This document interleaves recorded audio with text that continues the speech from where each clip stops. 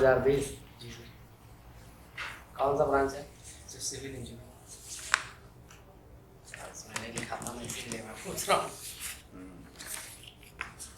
अपने बारे में बताइए कुछ। सर मेरा नाम आकाश चौधरी है, मैं बस्तर ज़िले का निवासी हूँ। मैंने अपना ग्रेजुएशन रुंगटा इंजीनियरिंग कॉलेज से सिविल में किया है और मेरी रुचि क्रिकेट खेलना है और मैं एक स्टेट लेवल क्रिकेट प्लेयर रह चुका हूँ। अच्छा, CSB2 से आपने पढ़ा है, क्या है इसका पूरा नाम, क्या है CSB2? Swami Vivekananda technical university, Swami Vivekananda. Chhattisgarh Swami Vivekananda technical university. कब इस्टेब्लिश हुआ ये? सर 2005 में इस्टेब्लिश हुआ था। 2020 से आप तैयारी कर रहे हैं, मतलब आपका लक्ष्य यही था कि कुछ और दिला रहे थे? सर नहीं, लास्ट ईयर में मैंने सोचा था इस विषय पे कि मुझे किस फील्ड में जाना चाहिए, तो मैंने सब आयाम में सोचा कि गेट इंजीनियरिंग सर्विसेज के ऊपर भी मैंने विचार किया था, लेकिन जो मुझे सबसे स्वीटेबल लगा वो सिविल सर्विसेज लगा था। तो उसके बाद मैंने लास्ट ईयर से अपना प्रिपरेशन चालू कर दिया सिविल सर्विसेज पे और ये मेरा दूसरा प्रयास है। सेकंड है? जी सर। पिछले बार में क्या था रिजल्ट? सर प्री क्लियर हो गया था मेरा, मेंस में 12 नंबर से रह गया था इंटरव्यू कॉल मेरा। 12 नंबर, किस में कम था नंबर? सर मल्टीपल सब्जेक्ट्स में था, पेपर 3 में कम आ गया था, 77 था, और पेपर 3 पे 77 था, और इसके अलावा पेपर 1 में मेरा नंबर कम था, 63 था। मतलब इस बार आपने उसको मेकअप किया, ओवर किया तभी जाके आया नहीं? जी सर, मुझे देने के बाद ही समझ आ गया था कि पेपर 1 में मेरा उतना पकड़ नहीं है, तो पेपर 1 में मैंने मेहनत की और सर इस बार मेरा पेपर 1 अच्छा गया था। क्या है पेपर 1? सर इसमें लैंग्वेज का पेपर होता है, इसमें हमें 3 भाषा पढ़ने होते हैं, इंग्लिश, हिंदी और छत्तीसगढ़ी। अच्छा, न्यूज़पेपर पढ़ते हैं? कौन सा? सर नव भारत और दैनिक भास्कर भी पढ़। क्या क्या है न्यूज़? 5 न्यूज़ बताओ आज का। सर सबसे पहले आज चंद्रयान का न्यूज़ था एक कि आज लैंडिंग का है। चंद्रयान क्या, कौन सा? Sir Chandrayaan 3 sir. Yes sir. Sir इसके अलावा सचिन तेंदुलकर जी को अभी आइकॉन डिक्लेयर किया गया इलेक्शन कमीशन के द्वारा। सर थर्ड न्यूज़ ये था कि एक विदाउट स्पॉट का जिराफ पैदा हुआ है, ये वर्ल्ड का पहला विदाउट स्पॉटेड जिराफ है। सर इसके अलावा अच्छा चलिए, क्रिकेट में अभी भारत का किससे चल रहा है मैच? सर अभी तो वेस्ट इंडीज़ सीरीज़ हुआ है, लेकिन अभी एट प्रेजेंट रेस्ट है, इसके बाद एशिया कप खेलेगी टीम इंडिया। अभी प्रेजेंट में कुछ नहीं चल रहा है?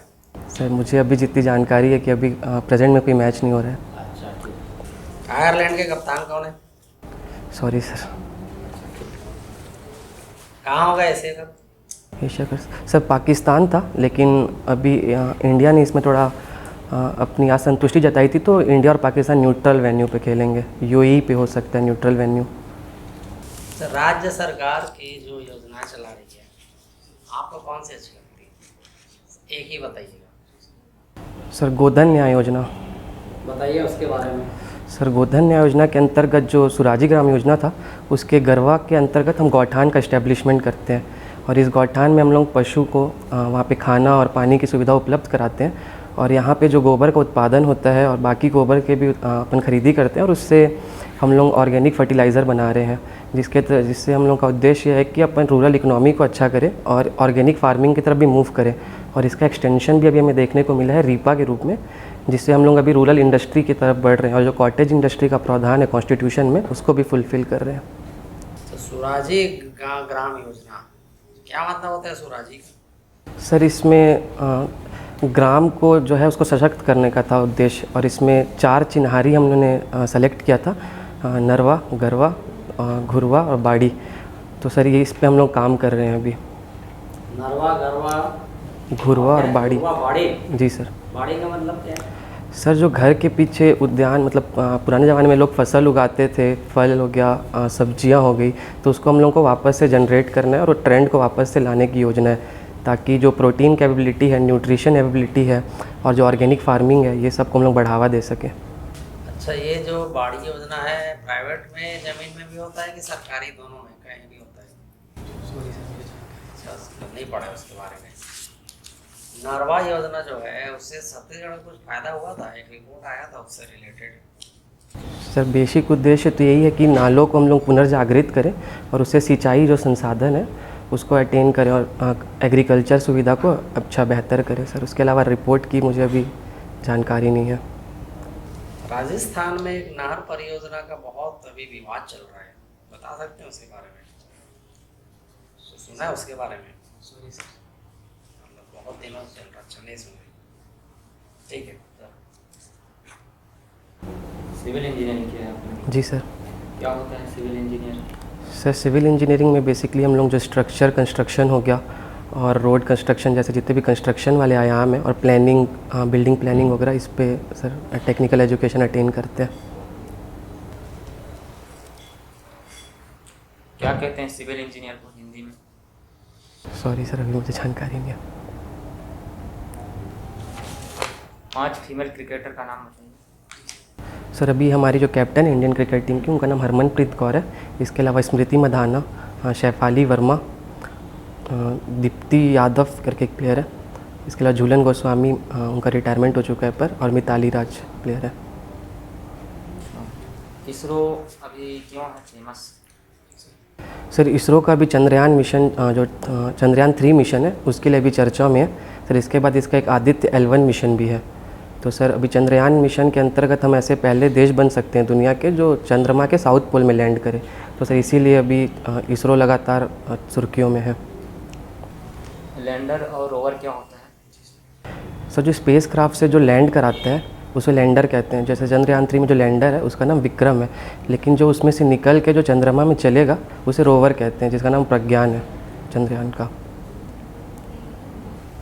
बताइए, यहाँ रायपुर में कुछ आपको कंस्ट्रक्शन करना है तो कुछ प्रोजेक्ट बताइए जो आप यहाँ पे सुधार कर सकते हैं रायपुर में सिविल कंस्ट्रक्शन के रूप में। सर मुझे ऐसा लगता है रायपुर में, क्योंकि मैं 7-8 साल से रह रहा हूँ सर, यहाँ पे वाटर लॉगिंग की प्रॉब्लम एक है प्रोमिनेंट। जैसे अभी बरसात का मौसम है तो पानी बढ़ जाता है सड़कों पे, तो सर हम उसको सॉल्व करना चाहिए, मुझे ऐसा लगता है। क्या क्या कर सकते हैं वाटर लॉगिंग से रोकने? ड्रेनेज सिस्टम बना सकते हैं। जो हमारे नाले हैं वो भी पतले हैं, तो हम लोग उसको थोड़ा वाइड कर सकते हैं जिससे पानी का स्टोरेज जो है नाले के पानी का वो बढ़े। सर ये मुझे अभी ध्यान आ रहा है, इससे वाटर लॉगिंग प्रोमिनेंट प्रॉब्लम लगता है मुझे। गीले जगह पे आपको कंस्ट्रक्शन करना है तो कंक्रीटिंग कैसे करेंगे? सॉरी सर, अभी जानकारी नहीं है। कितना परसेंटेज रहा CSBT में आपका? सर 67। जी सर। इंजीनियरिंग बहुत अच्छे से आपने नहीं किया? सर उसका मतलब पहले मैं क्रिकेट पे मैंने अपना फ्यूचर बनाने का सोचा था, और मैं लगातार 4 साल तक कैप्टन था बस्तर डिस्ट्रिक्ट से, और CSCS के कैंप्स में भी मैं रह चुका हूँ। तो उस टाइम पे 12th के बाद मेरे पास अपॉर्चुनिटी था, लेकिन मतलब दूसरे ब्रांचेस में भी जाने का, लेकिन मेरे सीनियर्स जो थे उन्होंने मुझे सजेस्ट किया था कि अगर आप इंजीनियरिंग में करते हो ग्रेजुएशन, तो अगर आप नेशनल खेलते हैं या रणजी खेलते हैं तो जो आपको जॉब मिलता है इससे वो एक अच्छा जॉब मिलता है एज़ कम्पेयर टू अगर नॉन टेक ब्रांच वाले हैं। तो सर इसीलिए मैंने सिविल में इंजीनियरिंग किया। फिर सेकेंड ईयर तक भी मैं प्रोफेशनली खेल रहा था क्रिकेट, लेकिन उसके बाद लॉकडाउन लग गया तो 2 साल तक गतिविधियाँ पूरी बंद हो गई। तो इसीलिए मुझे उसके मतलब डाइवर्स फील्ड में देखना पड़ा, क्योंकि फिर मैं एक मिडिल क्लास फैमिली से भी था, तो मुझे इकोनॉमिक सिक्योरिटी भी देखनी थी अपनी। आपने सिविल इंजीनियरिंग किया है और सिविल सर्विस में जा रहे हैं तो लोगों से कैसे डील करेंगे आप? सर क्योंकि सिविल इंजीनियरिंग भी एक व्यवहारिक इंजीनियरिंग है जिसमें हम लोग डायरेक्ट फील्ड पे आके ज़्यादातर वर्क करते हैं, और सर सिविल सर्विसेज में भी हम लोग को ज़्यादातर फील्ड वर्क करना पड़ता है। तो सर उसमें मैं एक जुड़ाव देखता हूँ कि मैं लोगों से जाके बात कर सकता हूँ, और जो प्रोजेक्ट्स हैं गवर्नमेंट के, जैसे कि सर आवास योजना हो गई, सड़क योजना हो गई, और जितने भी कंस्ट्रक्शन हो रहे हैं, तो सर इसमें मैं बेटर इंस्पेक्शन कर सकता हूँ योजनाओं का। यहाँ छत्तीसगढ़ में कौन से डैम फेमस हैं? सर सबसे पहले हसदेव बांगो डैम हमारा पहला मल्टीपर्पज़ डैम है।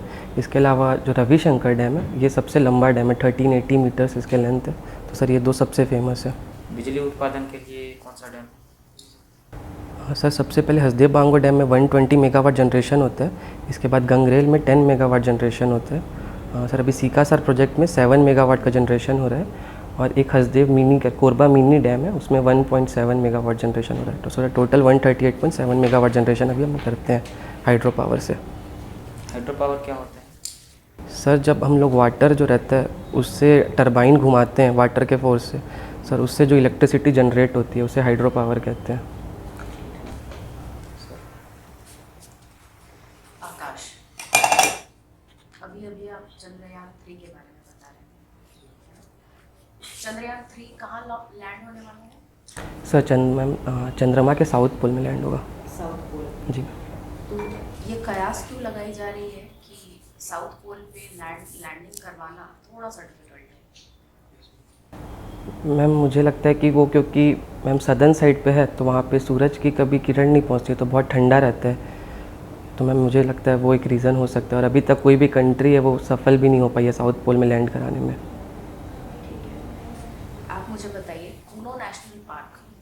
हाल ही में बहुत चर्चा में रहा है, क्या कारण है इसका? मैम कूनो नेशनल पार्क में जो चीते ला गए हैं अभी अफ्रीका से, मैम उन्हें वहाँ पे छोड़ा गया था, तो मैम उसीलिए अभी चर्चा में है।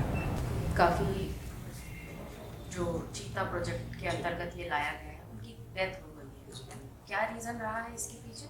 मैम मल्टीपल रीज़न दिए गए हैं। जैसे अभी विपक्ष के द्वारा एक रीज़न दिया गया था कि साइंटिफिक अप्रोच पहले नहीं देखा गया कि साइंटिफिक कंडीशन यहाँ पे है कि नहीं, चीज़ मतलब चीता यहाँ पे सर्वाइव कर पाएंगे कि नहीं। इसके अलावा मैम अभी मेरे ख्याल से 3 से 4 चीते जो हैं वो स्टारवेशन से उनकी डेथ हो गई, उनको खाने के लिए वहाँ पे नहीं मिल पाया। मैम इसके अलावा जो उनको कॉलर पहनाया गया जिससे ट्रैकिंग की जाती है मैम, उसमें भी इन्फेक्शन के कारण से मैम उनकी डेथ हुई। मैम तो मल्टीपल रीज़न्स हैं उनके डेथ होने की। मैम और ऐसा भी अनुमान है कि चीता विलुप्त भी इसीलिए हुए थे क्योंकि फेवरेबल कंडीशन जो था इंडिया में वो धीरे धीरे उनके लिए ख़त्म होते जा रहा था।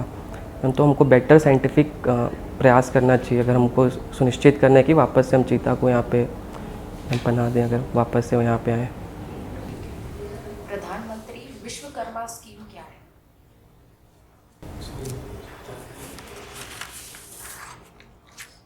अकीरा के बारे में जानते हैं?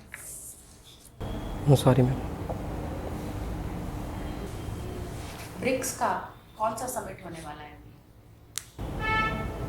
मैम नंबर की जानकारी नहीं है मुझे। ब्रिक्स क्या है? मैम ब्रिक्स 5 डेवलपिंग इकोनॉमिक्स हैं, ब्राज़ील, रशिया, इंडिया, चाइना और साउथ अफ्रीका के एक ग्रुप है मैम, जो इकोनॉमिक इंटरेस्ट और साथ में पॉलिटिकल इंटरेस्ट के लिए भी साथ में अलाइन हुए थे। इंडिया के लिए ऐसी क्या खास बात है इस समिट के लिए? मैम ब्रिक्स जो मैम जैसे हम लोग देखते हैं इंटरनेशनल ऑर्गेनाइजेशंस जो हैं इसमें वेस्टर्न कंट्रीज़ और यूएसए का डोमिनेंस है मैम। तो ब्रिक्स का बेसिक डिमांड ये है कि जो इंटरनेशनल ऑर्गेनाइजेशन है जैसे IMF हो गया, वर्ल्ड बैंक हो गया, इसमें डेमोक्रेटिक रिफॉर्म्स किए जाएँ और जो शेयर है इंडिया का मैम वो बढ़े इसमें मैम। तो इसीलिए इस मंच से मैम ये सारी इकनॉमीज इसमें डेमोक्रेटिक रिफॉर्म्स करना चाहती हैं।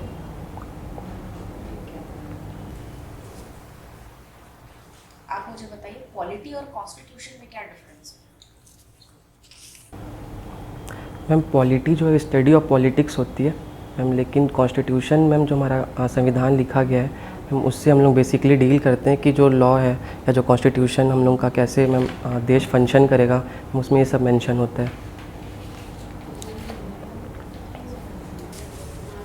आकाश, आपके नाम का पर्यायवाची शब्द और बताएंगे? जी सर गगन, अंबर, सर ये तो है। बस 2? आकाश के तो बहुत पर्यायवाची। अच्छा आकाश, आज आपका जो इंटरव्यू है 5 सितंबर के दिन, आज 5 सितंबर ही है यदि, तो आज का दिन क्यों महत्वपूर्ण है? सर सर्वपल्ली राधाकृष्णन का सर इस दिन बर्थ डेट था और इसी दिन हम लोग टीचर्स डे मनाते हैं। कौन थे डॉक्टर सर्वपल्ली राधाकृष्णन जी? सर भारत के पहले वाइस प्रेसिडेंट रह चुके हैं वो। और इसके अलावा भी मुझे जानकारी। प्रेसिडेंट वाइस प्रेसिडेंट तो बहुत रहे, उनके नाम से शिक्षक दिवस क्यों मनाया जा रहा है? सॉरी सर अभी जानकारी नहीं है। ठीक है। आपको क्रिकेट खेलना पसंद है और आप कोशिश भी किए थे क्रिकेट में करियर बनाने की, तो आप डिप्टी कलेक्टर क्यों बनना चाहते हैं? आप रेलवेज में जाइए, वहाँ आपको मौका मिलेगा फिर से क्रिकेट को सुधारने का और उसके तहत आप जॉब और क्रिकेट दोनों में आगे बढ़ सकते हैं। सर ये मैंने भी पहले सोचा था, लेकिन अभी मैम सर्विसेज की भी टीम बनती है जो बहुत स्ट्रांग है, जो रणजी ट्रॉफी में भी उनको मान्यता है। तो सर मेरा ट्राई रहेगा अगर सिविल सर्विसेज में आऊँगा, जैसे डिप्टी कलेक्टर हो गया या DSP हो गया, तो सर DSP में भी पुलिस टीम जो है हमारी स्टेट की वो भी हर जगह पार्टिसिपेट करती है। तो सर मेरे को क्रिकेट में अपॉर्चुनिटी मिलते रहेगा और साथ ही साथ सर मेरा जो अभी स्टेबल जो कंडीशन है सर, मुझे उसमें इकोनॉमिक सिक्योरिटी की भी आवश्यकता थी। इसीलिए सर, और सर मेरा मेन रीज़न ये था कि मैं स्टैगनेंट हो गया था, एक लेवल से ऊपर मैं जा नहीं पा रहा था। तो सर मेरा एज बढ़ते जा रहा था धीरे धीरे, तो इसीलिए सर मुझे अपना अलग अलग आयाम में मेरे को देखना पड़ा इकोनॉमिक सिक्योरिटी सुनिश्चित करने के लिए, तो इसीलिए मैंने मूव किया था। पूरे वर्ल्ड वाइड, जो कि आप भी बता रहे थे कि आप कैप्टन रहे हैं, तो वर्ल्ड वाइड सबसे बेस्ट कैप्टन कौन लगते हैं? सर टाइम पे सर अलग अलग कैप्टन्स देखने को मिल सकते हैं, लेकिन मुझे अगर सक्सेस रेट के हिसाब से बोला जाए तो रिकी पॉन्टिंग सबसे ज़्यादा सक्सेसफुल कैप्टन्स लगते हैं, क्योंकि उन्होंने सबसे ज़्यादा मैच जीते हैं, सक्सेस रेट सबसे हाई है। ठीक है। आप बैटिंग करते हैं बॉलिंग? सर ओपनर बैट्समैन था। ओपनर बैट्समैन है, ठीक। एक बैट्समैन कितने प्रकार से आउट हो सकता है? सर बहुत प्रकार से आउट हो सकते हैं सर, जैसे कि अगर हम स्टंप में बॉल आके लग जाती है तो आउट हो जाते हैं। इसके अलावा अगर बैट से लग के पीछे कैच आउट हो सकते हैं, कॉट बिहाइंड जिसे कहते हैं। इसके अलावा अगर स्लिप में कैच आउट हो सकते हैं, और सर फील्ड्स के अलग अलग पोजीशन में भी कैच आउट हो सकते हैं।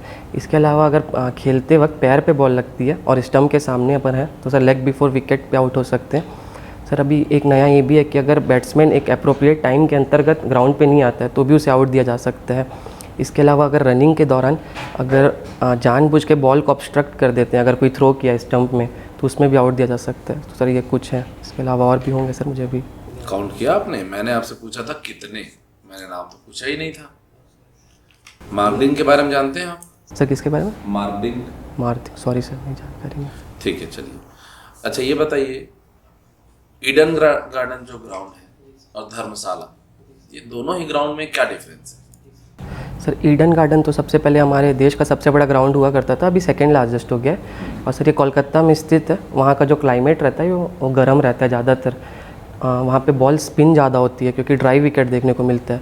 इसके अलावा जो धर्मशाला ग्राउंड है ये सबसे हाईएस्ट ग्राउंड भी कहा जाता है इस इंडिया का।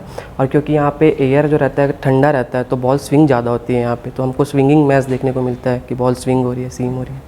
सर ये बेसिक डिफरेंस है अगर हम प्रैक्टिकल में देखें तो। सौरव गांगुली जी की कुछ विशेषताएं बताइए मुझे। सर सबसे पहली जो विशेषता मुझे लगती है सर वो ये है कि उन्होंने एक नए इंडियन क्रिकेट टीम का गठन किया था। तो जो टीम में स्टेबलाइजेशन था वो उनके दौर पे आया था। और सर इसी के टाइम पे हमें ऐसा लगता है कि एक नया इंडिया टीम का राइज़ हुआ था जो हर स्टेज पे अच्छा परफॉर्म कर रही थी। और सर कॉमर्शियलाइजेशन जो था क्रिकेट का इंडिया में, जो पॉपुलैरिटी भी था, वो भी इस टाइम पे सबसे ज़्यादा बढ़ा था। ऐसा क्या चेंज आया 90 के दशक या थोड़ा सा उससे पहले भी अगर हम देखें तो भारत में क्रिकेट का प्रचार प्रसार ज़्यादा हुआ? अगर हॉकी या फुटबॉल इत्यादि गेम की तुलना में देखा जाए, क्रिकेट में ही लोगों का इंटरेस्ट ज़्यादा क्यों आया होगा? सर सबसे पहले तो हमारा जो माइलस्टोन था वो 83 का वर्ल्ड कप था जिसने युवाओं को प्रेरित किया। क्योंकि हमारी एक अंडरडॉग टीम थी उससे पहले 75-79 में हम लोग लीग स्टेज से ही बाहर हो जाते थे। तो उस टाइम पे 83 का जब कपिल देव सर ने वर्ल्ड कप जीता था तो पूरे युवाओं को प्रेरणा मिली। सर उसके बाद मुझे एक इम्पॉर्टेंट पक्ष ये भी लगता है कि कॉमर्शियलाइजेशन जो था क्रिकेट का वो बहुत अच्छे से किया बीसीसीआई ने। क्योंकि गवर्नमेंट से हट के जो बीसीसीआई का प्रयास है सर वो सराहनीय है।